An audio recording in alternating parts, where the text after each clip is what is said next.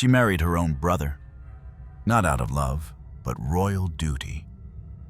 And that union, sealed by blood, would rot her body from the inside out. She was born into a palace lined with marble and silence. Maria Francisca Benedita, daughter of King João VI of Portugal, came into the world not as a girl, but as a vessel, an heir to power, a future pawn on the chessboard of thrones. From the moment her cry echoed through the gilded halls of Lisbon's royal residence, she was no longer just a child. She was property, a contract, a potential solution to dynastic uncertainty. Her early years were not unminor. Tutors praised her discipline. Artists adored painting her delicate features and dark eyes. Courtiers whispered that she had the grace of a future queen. But beneath the pearls and etiquette lessons, something hollow was growing. A life not lived, but designed. No choices, no room for rebellion. Only duties she hadn't yet been told she would owe. Maria did not run barefoot through gardens. She was not allowed to laugh too loud or speak too freely. She learned to curtsy before she could write her name.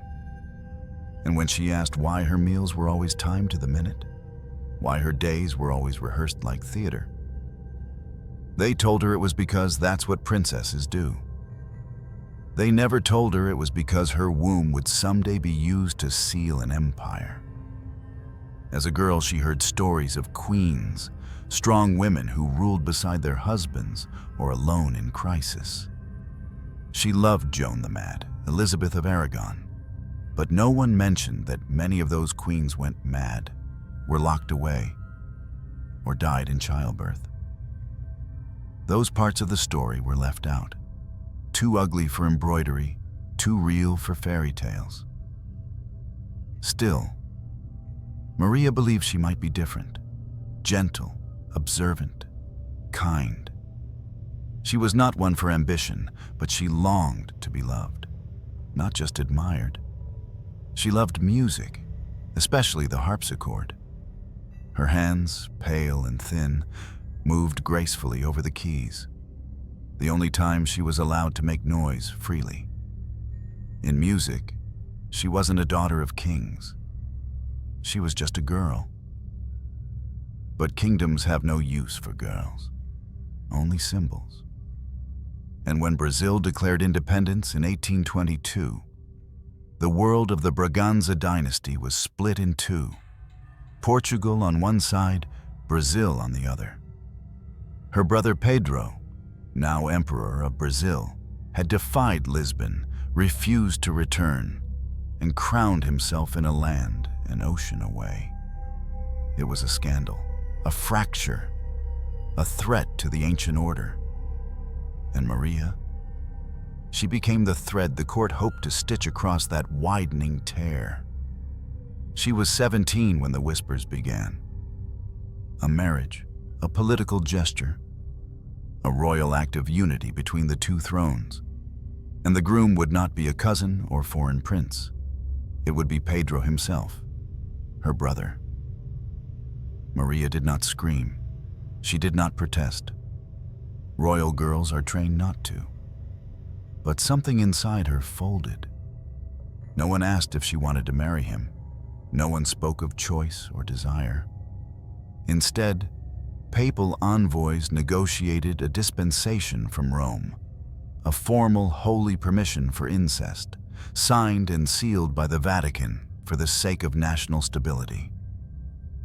What is a girl supposed to feel when the church tells her it's holy to lie beneath her own brother? That moment, that paper, was the end of childhood. It was not a wedding announcement. It was a sentence. Maria walked the palace halls like a ghost that week. Her eyes hollowed, her lips pale. Servants said she spoke less, even to her ladies-in-waiting. A dressmaker reported that she flinched when they measured her waist. And when she sat for her portrait, the one to be sent to Brazil as an engagement token, she did not smile. not even a little. That painting still exists. Look closely. There is beauty, yeah, but it is the beauty of silence, of submission. The wedding was set for 1817. She was 18. He was 19. On parchment, they were a match of equals. In blood, they were mirror images. And behind the smiles of the royal court, behind the fireworks and lace, everyone knew what it was. A union not of hearts, but of desperation. Her mother wept softly in private. Her father, the king, toasted with pride. And Maria, she dressed in white. She wore the sapphires of the Portuguese crown. She walked down the aisle toward her brother and bowed her head when he took her hand. And in that moment, the girl who once dreamed of being loved disappeared. The Infanta had become the queen of Brazil, but not because she wanted to be, because the empire needed her to bleed. The ship that carried Maria Francisca across the Atlantic was not built for comfort nor for sentiment. It was a vessel of duty, heavy with cargo, heavier with expectation. As it cut through the waves between Portugal and Brazil, the princess stood on the upper deck beneath layers of silk and protocol, watching the horizon with dry eyes. Behind her, Europe faded. Ahead of her, her brother waited. Not as a sibling, not as a boy from shared childhood memories, but as a king, and soon as a husband. The ceremony was held in Rio de Janeiro, a city swollen with heat, incense, and ambition. Tropical birds screamed from caged balconies. Drummers pounded out rhythms that drowned the silence in her chest. Courtiers dressed in gold-trimmed wool sweated under the Brazilian sun. They toasted to love, to unity, to the glorious union between the motherland and the empire. But no one toasted to Maria. The wedding itself was lavish. Brazil needed spectacle. Draped flags, military parades, choirs echoing across tiled courtyards. Her wedding dress shimmered with pearls, harvested from Portuguese waters. Her crown weighed heavy on her scalp. Her hands, gloved and trembling, were placed into her brother's without hesitation. He smiled for the people. She did not. Pedro, the young emperor, was every inch a Braganza, sharp-eyed, assertive, restless, raised for power, raised for action. But Maria, she had been raised to endure. In public, they made a beautiful pair. In private, they were strangers, bound not by affection, but by blood so thick it felt like chains. On their wedding night, the palace was quiet. Musicians had gone, candles flickered low in alcoves. Servants withdrew to corners, instructed not to speak unless summoned. And in the silence of that bridal chamber, history tells us nothing. No words, no gestures. Only that the marriage was consummated. Some say Maria wept. Others say she did not speak at all. And perhaps both are true. For in that room, Maria Francisca ceased to be a woman with a voice. She became a vessel, a function, a body to be used in the service of dynasty. From that night on, the palace became a performance. She smiled when required. She walked beside her husband at public functions. She sat with dignitaries. She dined with ambassadors. And behind her eyes, something collapsed. Something that would never rise again. The people of Brazil admired their empress. They noted her beauty, her quiet grace. But they did not know the language of her silences. They did not know that she wrote letters in secret, desperate for news from home. That she clutched a rosary until her knuckles turned white. that she bled between ceremonies, small, silent signs that her body was already bearing the weight of expectation. It didn't take long. Her first pregnancy came within months. The court rejoiced. Bells rang across Rio. A future heir, they said. A miracle of union. But the miracle did not last. The child was born too early. A boy, pale and still. Maria held him once. They took him away before sunrise. She was told to rest. She was told it would happen again, and it did. Pregnancy followed pregnancy, each one closer to disaster. One child miscarried in the 5th month.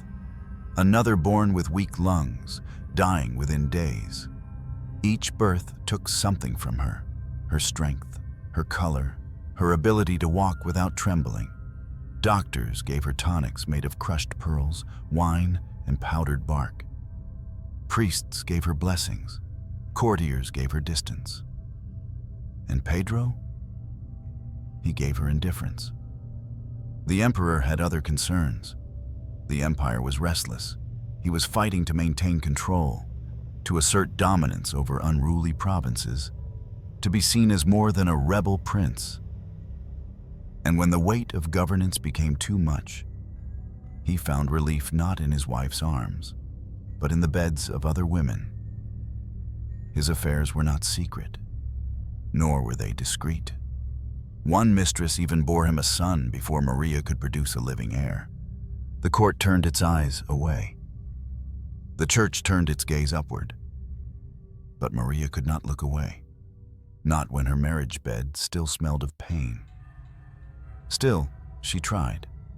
She smiled before the people. She stood beside Pedro at state events. She sang lullabies to empty cradles. And when she became pregnant for the 4th time, she prayed with all her fading strength that this child would live. And she did. In 1822, Maria gave birth to a daughter, Maria de Gloria, small, breathing, alive.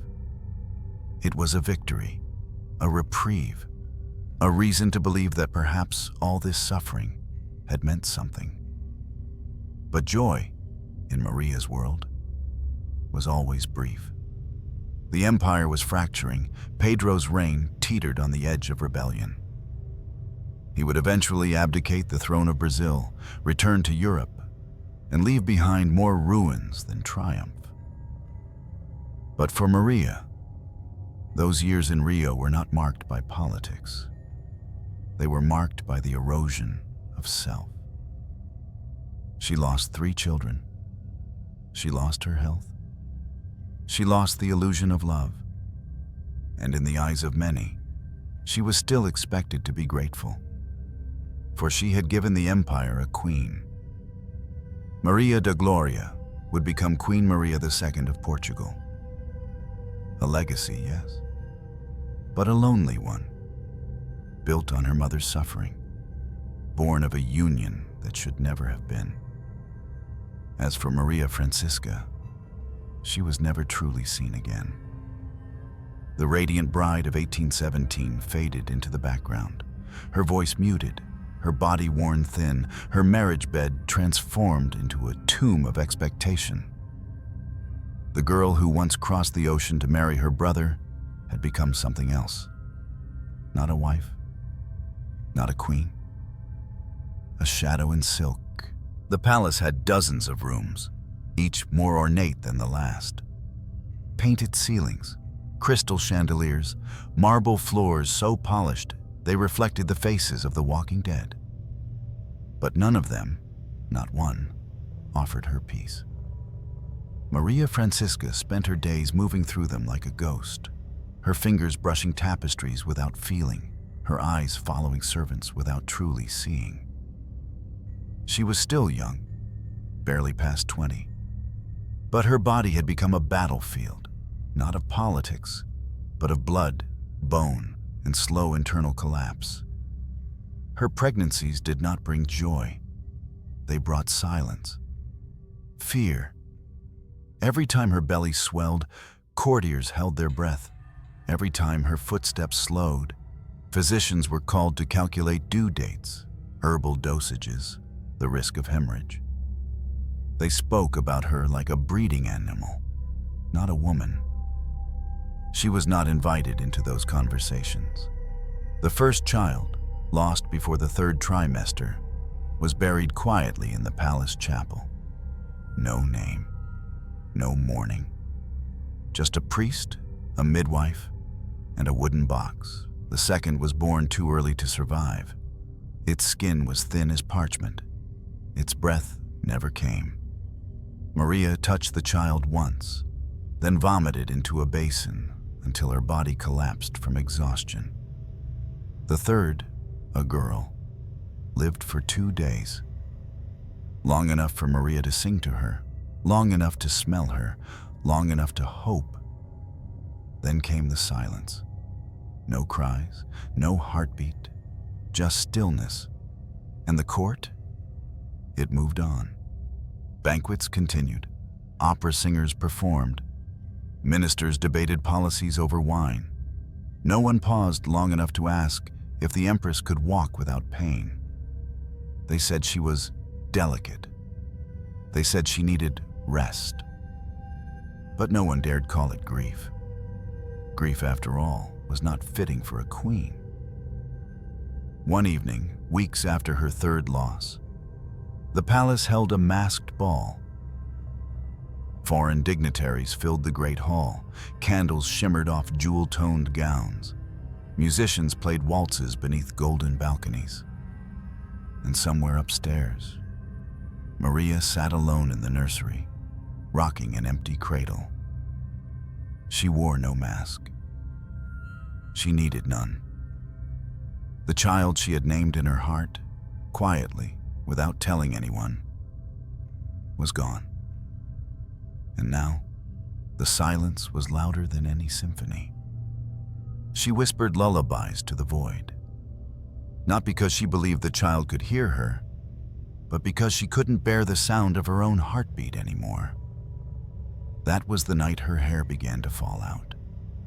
It started with a few strands on her pillow, then clumps in the basin. Her ladies-in-waiting said it was stress. The doctors said it was weakness of the womb. The church said nothing. Pedro, by then, barely visited her chambers.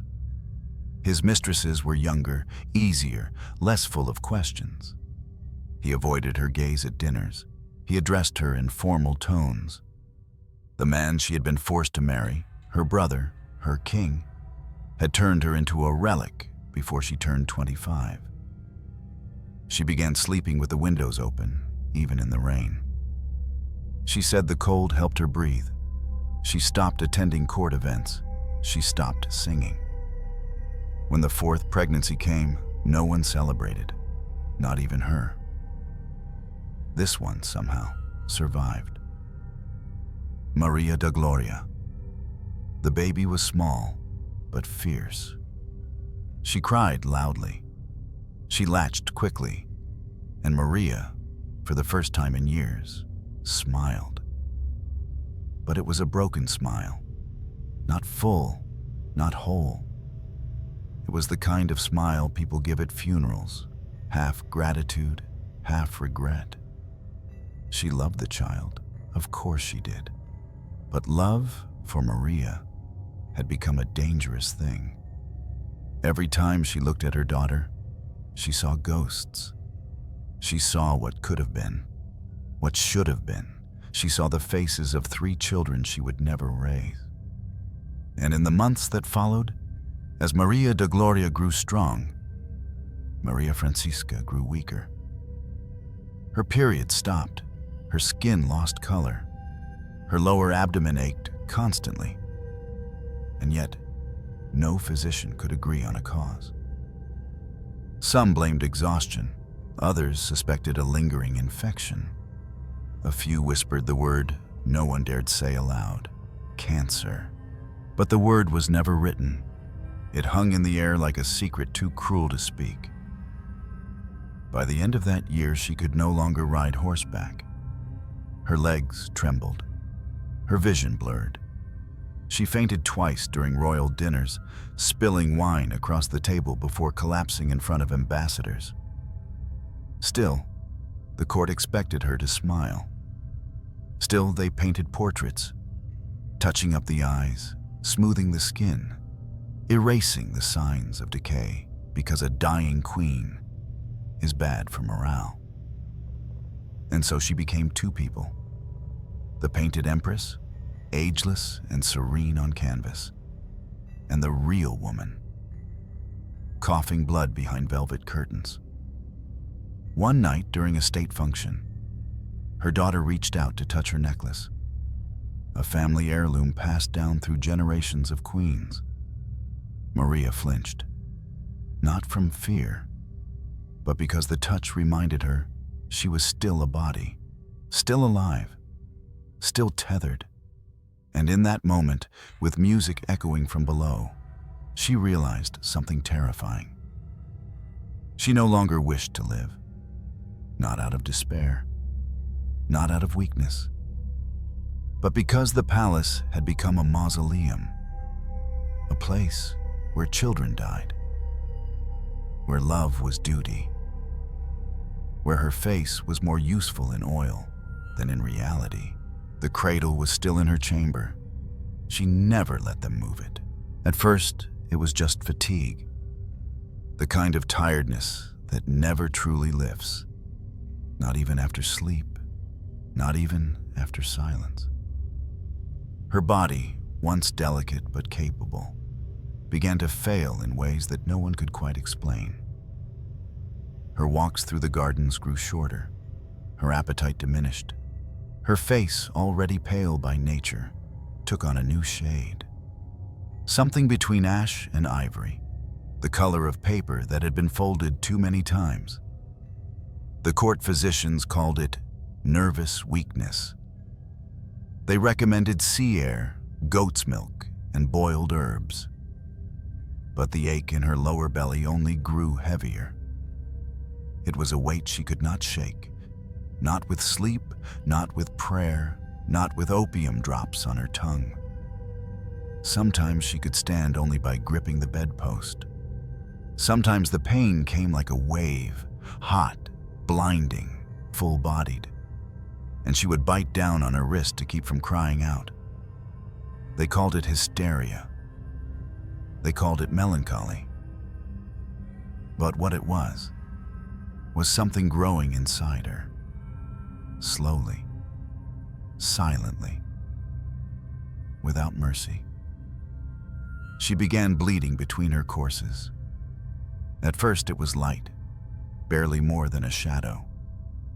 But then it became relentless, streaking her linens, soaking into her nightgown, staining the silence of her chambers with something metallic and unforgiving. She did not speak of it. There was no point. Every woman bled. And in her world, women were expected to bleed quietly, even queens.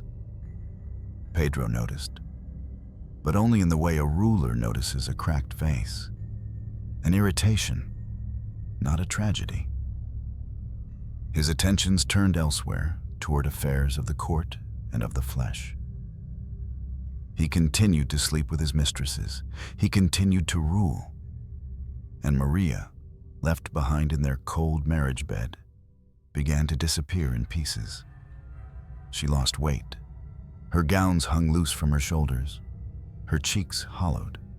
Her hair, once thick and dark, thinned and dulled to a lifeless brown. She no longer played music. She no longer read.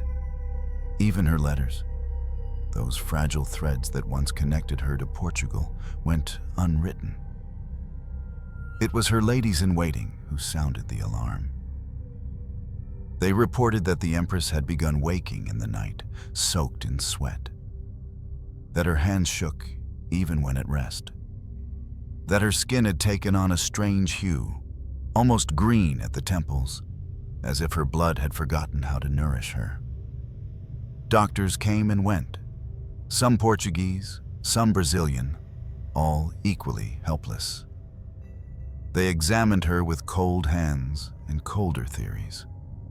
One whispered womb corruption. Another feared fluid of the blood turned sour. But none could name the thing that was eating her alive. Because cancer was not a word they dared use. Not yet. Instead, they purged her. They bled her.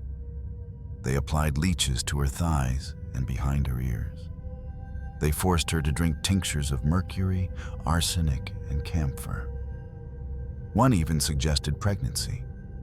The womb, once filled again, may return to its natural state, he said. Maria turned her face to the wall and said nothing. Her body had become a battlefield. But the enemy wore no uniform. It wore no crown. It had no name. Only symptoms. And it moved slowly, like rot beneath a floorboard, unnoticed until the structure collapses. The pain worsened. She could no longer ride. She could barely sit upright for long. Her belly swelled, not with child, but with pressure. Internal bleeding, they guessed. A mass, some murmured. But all the while, Pedro remained distant. He fathered another child with his mistress. He traveled. He celebrated. And Maria continued to wither behind the curtains of her chamber. By 1828, she could no longer attend Mass. She prayed alone, lying flat on her back, staring at the carved ceiling of her room while her chaplain whispered blessings beside her. She asked for no miracles. She knew better than that. She only asked for time and the dignity not to die screaming. But the body does not negotiate. One night her maid found her collapsed on the floor. Blood pooled beneath her, the sheets soaked through, her breathing shallow, her eyes glassy. They summoned doctors, priests, even Pedro. But the empress did not cry. She only whispered one word: enough. From that day forward, she rarely rose from bed. They propped her up with pillows, they fed her broth, they changed her sheets thrice daily. Her abdomen hardened like wood. She sometimes hallucinated, calling out for her lost children, mistaking her attendants for sisters long dead. Her daughter, Maria de Gloria, now barely a child herself, was brought in once. She kissed her mother's cheek and asked why she was always cold. Maria did not answer, because the answer was this. Her blood no longer moved. Her womb had become a cage. Her body, violated by years of forced birth, botched miscarriages, and the violence of lineage, had turned on itself. Some say it was uterine cancer. Others say ovarian. But all agree, she was rotting from the inside. By the time the diagnosis was spoken aloud, it no longer mattered. The tumor had spread. The fever had settled. Death was not a question of if, only when. And still, no one said her name with kindness. Not her husband, not the court, not the history books. She was simply the queen whose body broke. And in the dark, between whispers and prayers, Maria Francisca waited. Not for recovery, not for redemption, but for silence. The candles in Maria's chamber burned later each night. What once was merely fatigue became something deeper. A slowness, a drag beneath her skin, as though her bones were sinking into the floor 1 ounce at a time. She told her ladies she felt cold even in the heat. She walked shorter distances. She coughed without sound. And when blood began to stain her linens outside the rhythm of her monthly cycle, she said nothing. Because pain, to her, had long since become something expected, like duty, like silence. The imperial physicians were summoned in whispers. They arrived with velvet bags of tools, herbs, and solemn expressions. They examined her like a relic, sacred, untouchable, tragic. And they muttered words she didn't fully understand, but feared intuitively. Inflammation, rupture, malignancy. What they did not say aloud was the word they feared most: cancer. The physicians wrote polite reports. The empress had female complaints, they said. They recommended reduced duties, more rest, less stress, as if stress had not been stitched into her corset since the day she was born. Her body began to fail her from the inside out. There were nights she could not rise from bed. Her abdomen swelled like a storm cloud. She bled for hours. She fainted during Mass. Her fingernails turned gray. And still, the court demanded appearances. Still, Pedro expected her to sit beside him at councils and ceremonies. He didn't look her in the eye anymore. His affairs continued. His children, illegitimate and otherwise, seemed to multiply with no regard for her failing body or the sacrifices she had made. Maria began to shrink, not just in frame, but in presence. She spoke less. She moved like a painting being peeled from the wall. Doctors performed what they could. They applied leeches. They bled her from the ankles. They boiled poultices of lavender and camphor and laid them against her belly. They placed rosaries in her hands and murmured Hail Marys beneath their breath, as if prayer might cauterize the decay spreading through her womb. But prayer is no match for disease. And by 1825, Maria could barely stand without assistance. The pain became constant, a searing twist in her lower abdomen that flared with every step, every breath, every movement of the child she had once carried and now could barely lift into her arms.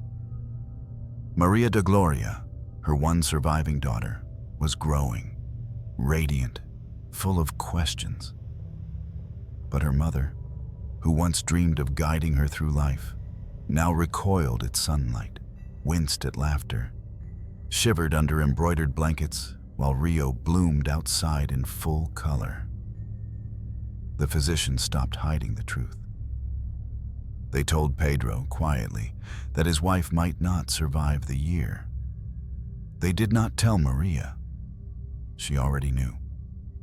She felt the death blooming inside her. She felt it in her fingertips, in her hair, which fell in clumps when brushed, in her mouth, which tasted of copper and ash, in her dreams, which now ended in darkness, not metaphorical, but real, complete. No one used the word uterus. No one dared whisper carcinoma, but every woman in her household recognized the symptoms. It was the curse, the silent death, the rot that came for women who had bled too much, birthed too often, suffered too quietly. And still, she endured, even as her teeth loosened, even as she coughed clots into her handkerchief, even as the smell of her body began to change. Sour, metallic, unholy, she endured. Pedro spent more time away. He traveled, he governed. He smiled in portraits with other women at his side. He did not hold her anymore. He did not sit beside her bed. He sent flowers. The empress remained a title. But the woman beneath it was slowly unraveling. And then, the hemorrhage came. It was late autumn. Maria collapsed in her private chapel. Blood soaked the floor beneath her knees. A scream tore from her lips, the first in years. It echoed through the marble like thunder, like vengeance, like the truth that had been buried for too long.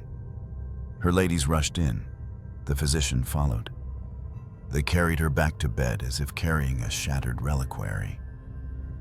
For days she drifted in and out of consciousness. She moaned names no one recognized. She clawed at her stomach in sleep. She begged in Portuguese for her mother. she whispered to a child long dead. By now, the cancer had spread. If it had begun in her uterus, it had traveled to her bowels, her liver, perhaps her lungs. There were no scans, no biopsies, no morphine, only opium, holy water, and wet cloths pressed to her temples. And through it all, she remained quiet. Because dignity, they told her, was quiet. Because suffering was royal, if endured in silence. But her body refused silence. It betrayed her with each scream, each fever, each new layer of pain that peeled her away from the world. By winter, the empress could no longer eat. By spring, she could no longer speak. And by summer, she could no longer remember where she was. Only that something inside her, something monstrous, had taken root and would not stop until it devoured every last corner of the girl who once sailed across the Atlantic in pearls and promise. It did not happen all at once. There was no thunderclap, no final scream, no collapse before the court. Maria Francisca did not fall in public or faint in a chapel. Death came slowly, not as an assassin, but as a guest that lingered in the corners, growing bolder with every passing night.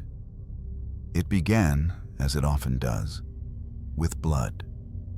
Not the blood of childbirth, she knew that too well, but the kind that stains undergarments long after the cycle should have stopped. A dark, rust-colored smear, then another, then pain, not sharp, but dull, low, constant, like a fist pressing from the inside. At first, she said nothing. She had learned long ago that the body of a queen was not her own, and if something was wrong within it, it was better not to speak unless summoned. Pain, after all, was expected of her. It had been part of her marriage, part of motherhood, part of life. But pain that lingers turns into suspicion, and suspicion in the palace is a dangerous thing. Physicians came, Portuguese and Brazilian, with their leeches and probes, their scented oils and sacred incantations. They spoke in Latin, conferred behind curtains, and always returned with the same words: rest, tonic, patience. They did not understand. They could not name it. And so the pain worsened. Her abdomen swelled, not with life, but with something darker, a presence, a pressure. She could no longer sit without discomfort. She bled through linens at night. Her breath grew shallow. She began to walk with her hand pressed low against her stomach, as though trying to hold herself together from the outside. The palace staff noticed. Servants whispered. Courtiers kept their distance. And Pedro? He stayed away. It was no secret that by then, her husband had taken up full residence in the arms of his mistress, Domitila de Castro. Their affair, once hidden, now paraded through corridors and salons. Domitila was young, bold, and fertile. She bore Pedro multiple children while Maria lay awake, bleeding through royal sheets, clenching her teeth against the weight of betrayal. Still, the empress said nothing. Silence had become her weapon, her shield, her final act of defiance in a world that never asked for her consent. But illness is louder than shame. She began to vomit without warning. Her skin took on a yellow tint. Her appetite vanished. And the smell, something metallic, something sour, began to cling to her gowns even after washing. By now, the diagnosis is clear to modern medicine. Uterine cancer, possibly ovarian, possibly both. Aggravated by repeated trauma from childbirth, worsened by untreated infections, and perhaps accelerated by the fragile genetics of incest. But at the time, they called it a wasting of the womb, a divine punishment, a feminine decay. They gave her laudanum to sleep, wine to dull the nausea, prayers to calm her soul. But nothing calmed the rot inside her. It moved upward, into her hips, her spine, her lungs. Her voice weakened, her weight dropped, her skin stretched like wax over brittle bones. Her breath rasped with each step, and yet she refused a litter, refused a wheelchair, refused to let them carry her, even when she could no longer stand unaided. For a woman who had been used her entire life, standing was the last thing she could still claim. At night, the palace grew quiet. She was no longer visited by musicians or ladies-in-waiting. Only one maid, the most loyal, remained. An older woman who once combed her hair as a child, now wiping the vomit from her lips and changing blood-soaked sheets by candlelight. Maria began speaking to people who weren't there, to her mother, to the babies she lost, to Pedro, though not the man who still ruled by day, but the boy he once was. The brother who had chased her through the gardens of Mafra before they knew what crowns could do to children. Some nights, she sang lullabies, softly, to no one. Other nights, she screamed, but not in rage, in fear, because even queens are afraid to die, especially when they die unloved.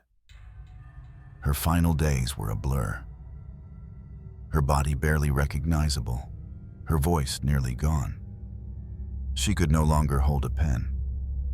Her hands trembled too much. Her letters, once delicate and composed, turned into smudges of ink and sweat. She dictated thoughts instead, not to record history, just to be heard. But few listened. Pedro did not visit her bedside. No priest came to whisper final rites until it was nearly too late. And when she finally slipped into fever, into something between sleep and death, the only sound in the room was the ticking of the clock. Time. Always time. Unforgiving, unbending, unsentimental. She died in 1834. Alone, her body a husk, her womb, once consecrated by Rome itself for empire, now eaten from the inside by the very history it tried to uphold. There was no national mourning. There was no statue. The Empress of Brazil, Queen of Portugal by title, mother of a future monarch, was buried not in triumph, but in silence. A flower on her grave wilted within a day. She died far from home. No procession marched through the old streets of Lisbon. No cathedral bells rang with sorrow. No crowds gathered beneath palace windows, clutching candles or whispering prayers. When Maria Francisca passed away in 1834, the empire moved on almost immediately, as if her death had been expected, unimportant, convenient. Pedro did not come. The man who had once placed a crown on her head, who had promised to stand beside her in health and in sickness, was absent. There were reasons, of course, always reasons. He was fighting political wars in Europe, chasing legacies, reconciling monarchist factions. But none of that mattered in the darkened chamber where Maria drew her last breath, a room where no warmth lingered, no child's hand clung to hers, and no king bent to kiss her forehead. Her daughter was still too young to understand death.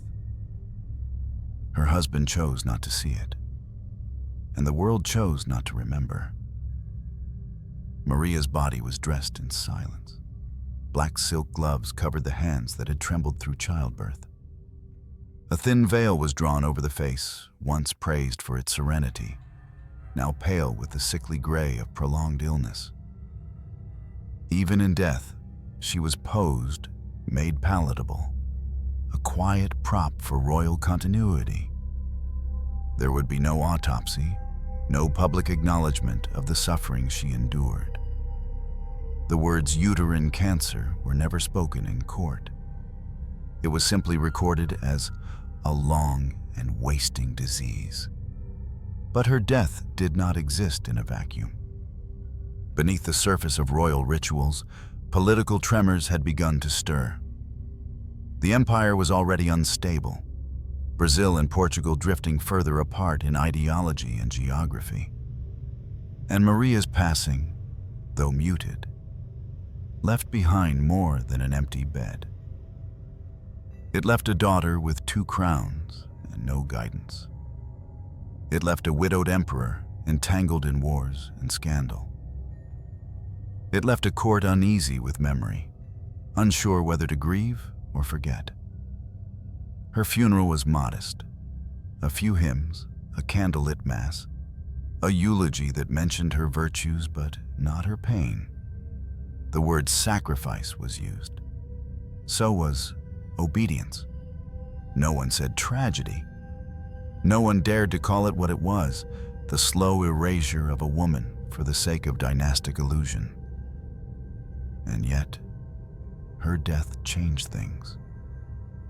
In Portugal, voices began to rise, quietly at first, questioning the cost of royal marriages arranged for politics, not love. Physicians whispered about the toll repeated pregnancies had on female bodies. Scholars noted the silence surrounding maternal death in royal archives. And for a brief moment, in a narrow corridor of academic and medical circles, Maria Francisca became a symbol, not of failure, but of warning. Her daughter, Maria II, would eventually inherit the throne of Portugal, a monarch made from both triumph and trauma. But the memory of her mother's suffering would shape her rule in subtle, painful ways. She would champion education, particularly for girls. She would reform aspects of court life, insisting on better conditions for female attendants. And she would speak, albeit rarely, about the loneliness of royal women, not in political speeches, but in private correspondence. Still, the official history books remained clean, too clean. Maria Francisca's name appeared in footnotes, family trees, diplomatic timelines. Her portrait hung in galleries, surrounded by more powerful figures. But the real story, the story of blood ties twisted into marriage, of motherhood marked by graves, of a body collapsing beneath royal expectation, was edited out. Why? Because grief is inconvenient when it contradicts the myth. Because mourning a woman who died from the very structure that crowned her demands uncomfortable truths. And because power, even in its most civilized forms, still feeds on forgetting. It was easier to let her fade, into marble, into paper, into a name whispered without weight. But the silence didn't erase the cost. In the decades that followed, royal courts across Europe began to reconsider the practice of close kin marriage. Scientific understanding of hereditary disease advanced. Medical journals slowly acknowledged the dangers of repeated, unmonitored childbirth. And the Vatican, the very institution that had once approved Maria's incestuous union, began granting fewer dispensations for consanguineous marriages. It was not justice, it was not redemption, but it was change. And perhaps that's all a ghost can ask for, to become not a martyr, but a mirror. A reflection of what happens when duty is weaponized, when faith is manipulated, when a woman's body is offered as proof of loyalty. Maria Francisca did not leave behind memoirs. Her voice does not echo through letters, nor linger in diaries. She was not permitted to narrate her pain. But her silence, that long, terrible silence, still hangs like a shadow over the gold leaf of royal archives. And every time we tell her story, that silence fractures. A little. Enough, perhaps, to make someone ask, what price do we still pay for pageantry? And whose grief still lies beneath the crowns we celebrate? She died quietly, and for a time, she was forgotten just as quietly. No national mourning swept across Portugal. No grand monuments rose in Rio. Her name, Maria Francisca of Braganza, faded into royal archives, sealed behind titles, numbers, and footnotes. The world had moved on. Brazil had fractured. Portugal had crowned her daughter. Pedro had remarried. But history, cruel as it is forgetful, never truly lets go. What followed her death was not silence, but confusion, debate, fragmentation. The scholars could not agree. Was she a martyr of monarchy or merely a footnote in dynastic repair? Was she a queen, a mother, a sister, or simply a woman caught in the machinery of empire? To some chroniclers, Maria Francisca was the embodiment of Catholic virtue, obedient, silent, sacrificial. They described her as pious and delicate, an empress whose suffering became spiritual. These were the voices of the Church, of conservative Portugal, of those who saw in her a reflection of what women should be: submissive, faithful, dignified in pain. They painted her as a model of royal femininity. They spoke of her rosaries, her quiet prayers, the way she bore her losses without complaint. They glorified her stillness. They sanctified her silence. And in doing so, they erased her voice. Others disagreed.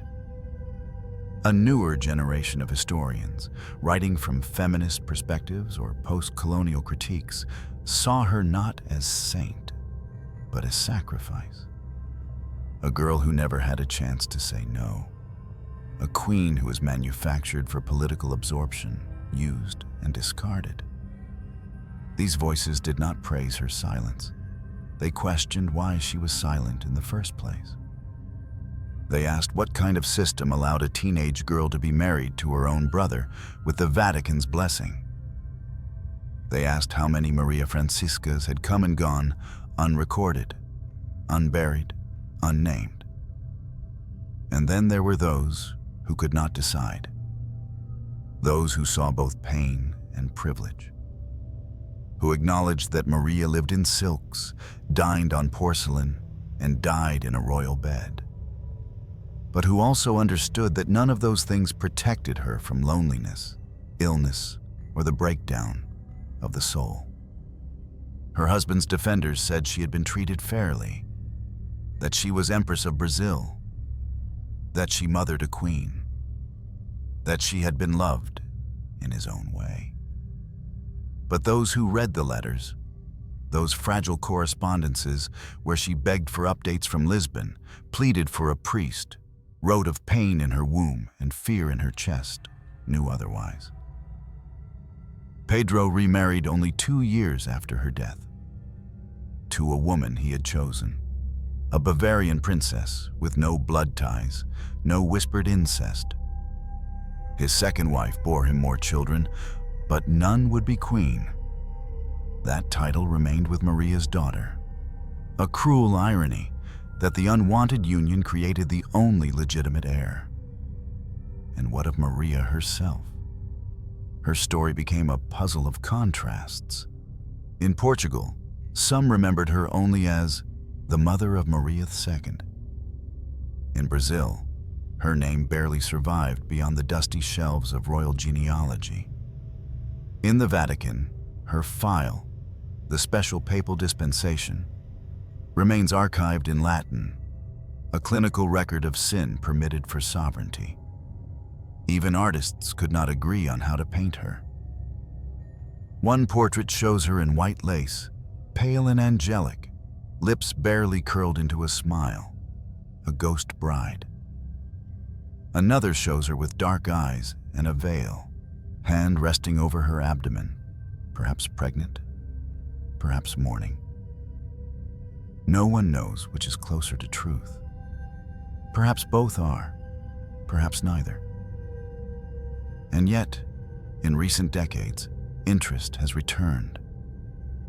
Historians, especially women, have begun to peel back the layers of myth and neglect. Academic journals began publishing articles with titles like The Forgotten Empress, Incest and Empire, The Tragedy of Maria Francisca, and Mother of a Nation, Prisoner of a Dynasty. Biographies appeared, documentaries followed, her letters were translated, her marriage was dissected. Suddenly, she wasn't invisible anymore. But even visibility could not resolve the fracture. For every scholar who saw her as a victim, there was one who insisted she was complicit.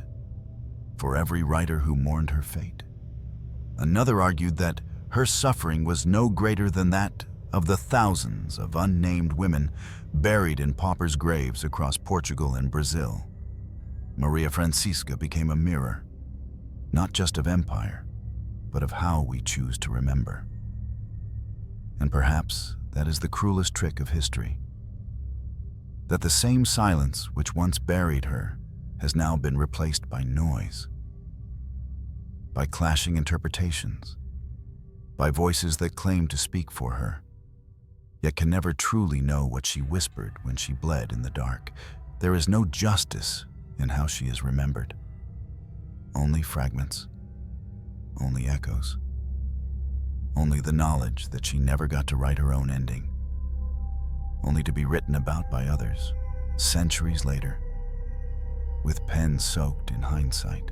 The room where Maria Francisca died no longer exists.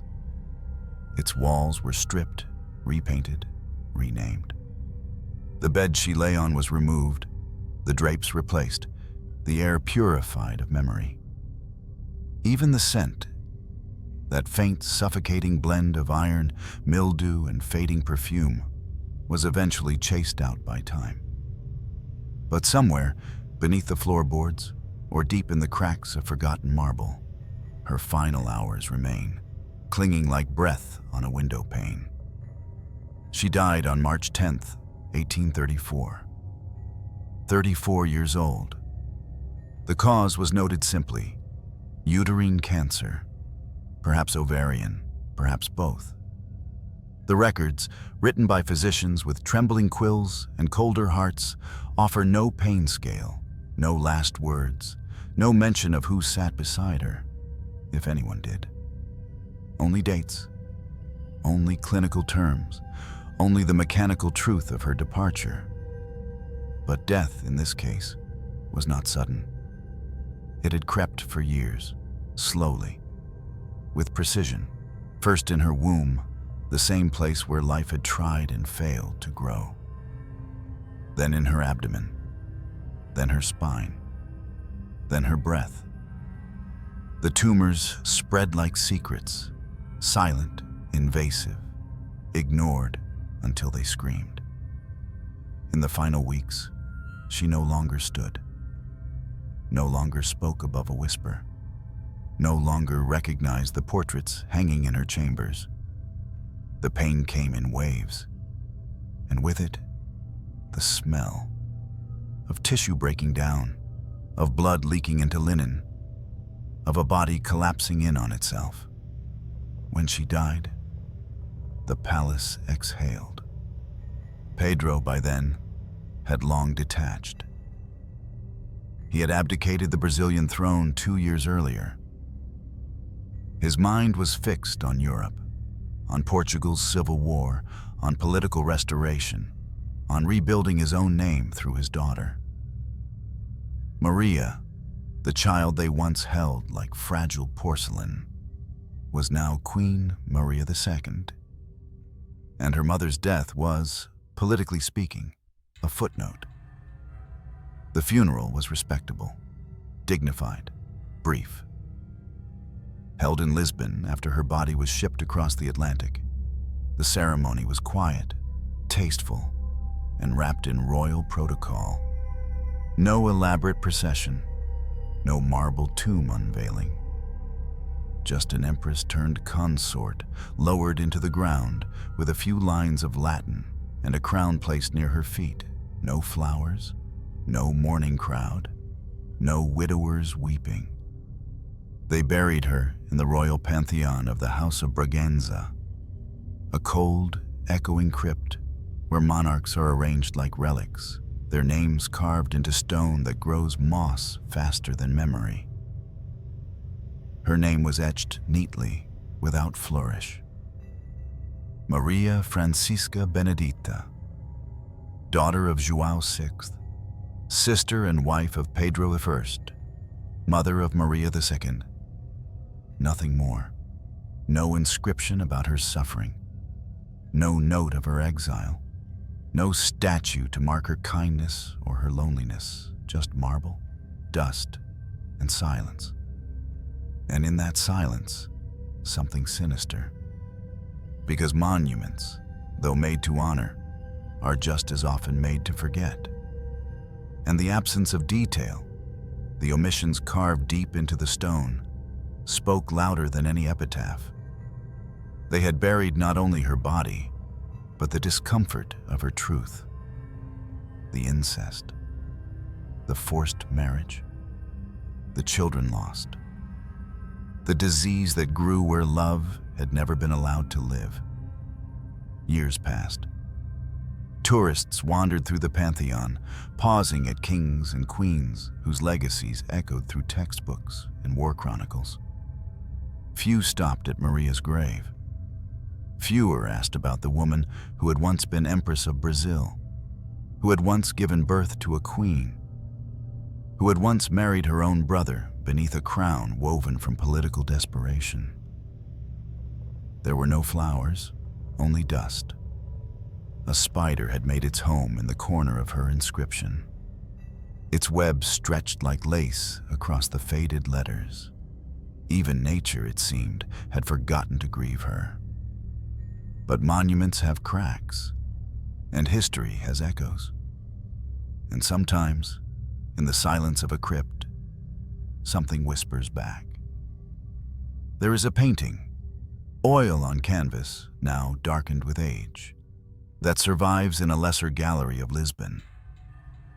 It shows Maria seated, hands folded, eyes cast not toward the viewer, but to the floor. Her posture is perfect, her dress a masterpiece of royal fashion. But the detail that arrests, that cuts into the ribs of those who look too long, is her mouth. It is closed, not in peace, but in pressure, as if it is holding back a scream. And though the room is quiet, and though the label beside the frame lists only name, title, and date, one cannot help but imagine a voice trapped just beneath the paint, not calling for help, not begging for love, but simply asking not to be erased. Because the greatest cruelty in Maria Francisca's story was not that she died young, nor that she married her brother, nor that she bore children into a cradle lined with loss. It was that she was expected to suffer, silently, elegantly, and then be forgotten. To be laid to rest beneath stone that says everything and nothing. And for nearly 2 centuries, that's exactly what happened. There are lives that disappear not in darkness, but in too much light. Maria Francisca's name was spoken in royal decrees, printed in newspapers, etched into marriage contracts, and recorded in dynastic ledgers. Yet none of those words ever told the truth about her. None of them spoke of her pain. None of them mentioned the nights she bled alone, while the court celebrated alliances she never chose. None recorded her final breath, whether it came in peace, in agony, or in silence. History writes monarchs as symbols, but symbols cannot cry. We know her through fragments, church records, medical guesses, portraits stiff with decorum, and a daughter's crown. We do not have her voice, but if we did, I do not believe it would be loud. I think it would be soft, measured, and sorrowful. A voice that once hoped and then learned not to. She was a royal bride, a political pawn, a mother whose womb became a battlefield, a woman told to give and give until there was nothing left. She obeyed. And when her body failed her, they buried her not as a martyr, not even as a queen, but as a chapter closed, a function complete. What can we say now, standing centuries away from her suffering, when her blood has long dried and her memory has been overwritten by the very daughter she died to bring into the world? We can say this: power does not protect. Thrones do not guarantee dignity. And there is no crown heavy enough to keep the bones beneath it from breaking. Maria Francisca did not die in a war. She was not executed. She committed no crime. And yet she died a death of slow disintegration, not from poison, not from blades, but from expectation. Her cancer, some say, came from her womb, torn, worn, and exhausted by repeated pregnancies, miscarriages, and medical negligence. Others claim it was her bloodline, the incest that created her and was replicated in her marriage.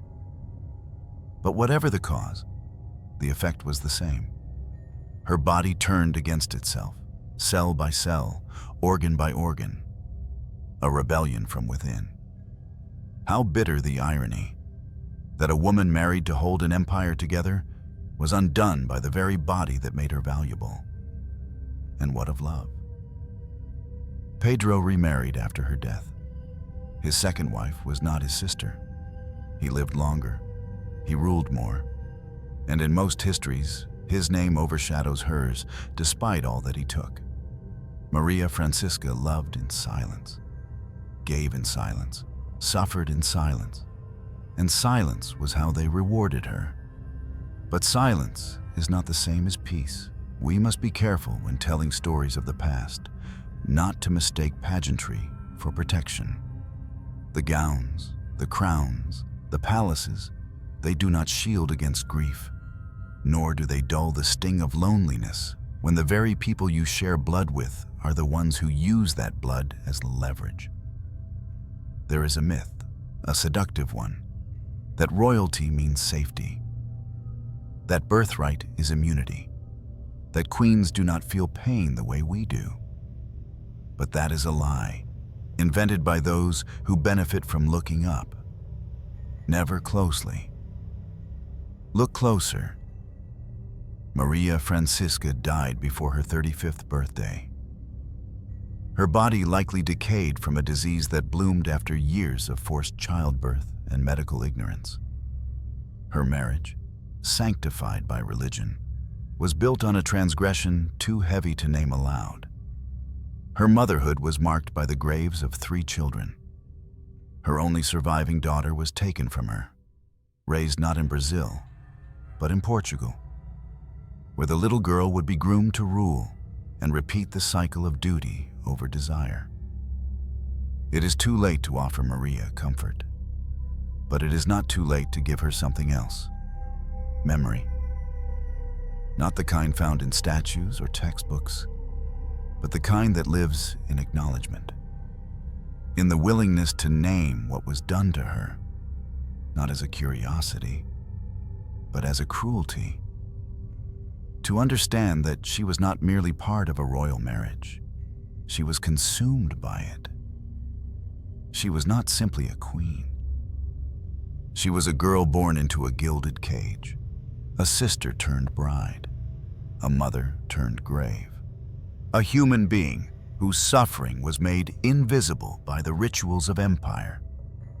And so when we say her name, Maria Francisca of Portugal, let it be not as a footnote in her brother's story, nor as a genealogical placeholder in the House of Braganza, but as what she truly was, a soul buried in protocol, a life silenced by decorum, a body broken by the very power meant to protect it. May we remember her not for the title she wore, but for the sorrow she bore. And may we ask, in every throne room, in every history, how many others were crowned, only to die unspoken.